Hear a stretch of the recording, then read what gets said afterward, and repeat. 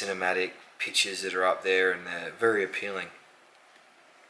I just want to come and have a chat about just things that I've been experiencing lately, and confidence, and me evolving into my confidence as a man, becoming a man on my path.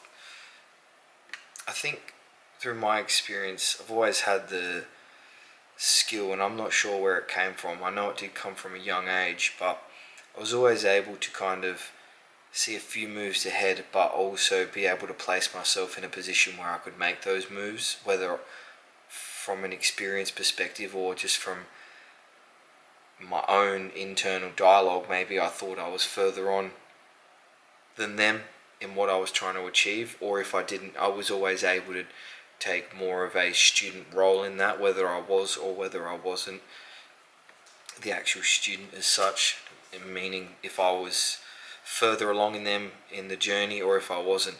And I think through that experience and having that tool, I will say tool because it is a tool, I think through that it's helped me exponentially. I think it is a form of like, I mean, don't get me wrong, I'm not perfect, I've got an ego. But I think it is a form of like lowering my ego and then just looking at it from more of a subjective point of view. Like, okay, this person is saying this, I've collected that information. It's like you learn your money skills from your parents, right? The cycle continues. Your parents are good with money, you're good with money.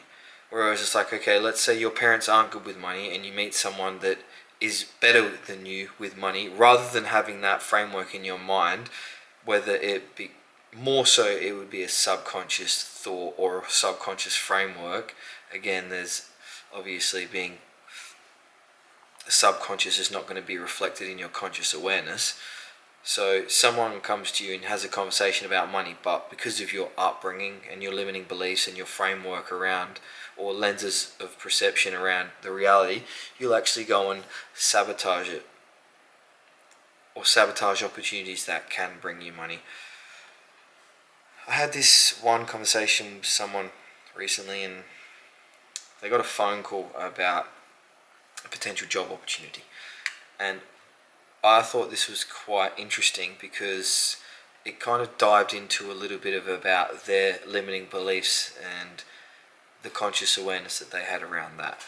I would say the conversation went like we were chatting, and then they mentioned that they had a job offer, and I started questioning the situation or what actually happened.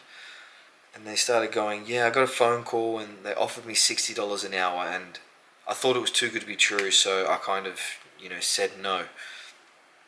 I'm just using random numbers here, it wasn't 60 an hour.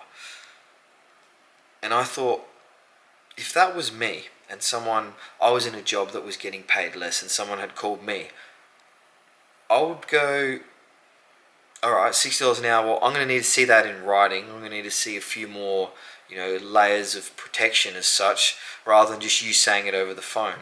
And then I would gauge it off of there. Maybe use it as leverage to talk to my boss and say, hey, look, I know I'm a valuable asset to the company. I've actually had this offer. I thought I'd bring it to you first before I dive into it. And then you know what, you could probably leverage yourself a little bit of a pay rise just through that conversation, rather than even getting it in writing. But this person that I was chatting with actually had completely shut that down, said, no, that's too much. That's too much for this role. That's not possible. And then just closed the conversation off. And that was the end of it. I thought it was very curious because I don't know if this is how everyone else thinks, but I've always kind of been thinking plans ahead. And I did play 8 ball for a long time, and I always used to play 8 ball, and I would play 6, 7, 8 shots ahead if I could. I think that has something to do with it, but in my experience I've always had the tools or the ability to be able to think a little bit more in advance.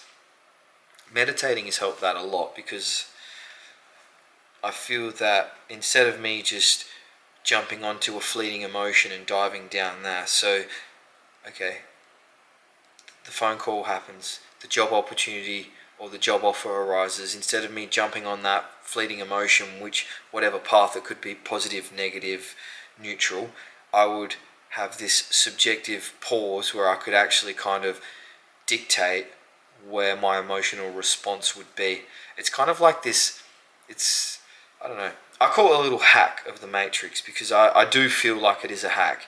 I feel like I can temporarily suspend my emotional response and then, think about what options would be the best consciously, and then go, okay, instead of me reacting right now, hanging up because of my parents and my upbringing and the way that I have an unhealthy relationship with money, well, what about if I questioned it a little bit, called my boss, told him the value that, you see what I mean? You just kind of have those like internal frames and you can tweak that as such. So that's just a little bit about what's going on lately, a little bit of sharing some experiences with you.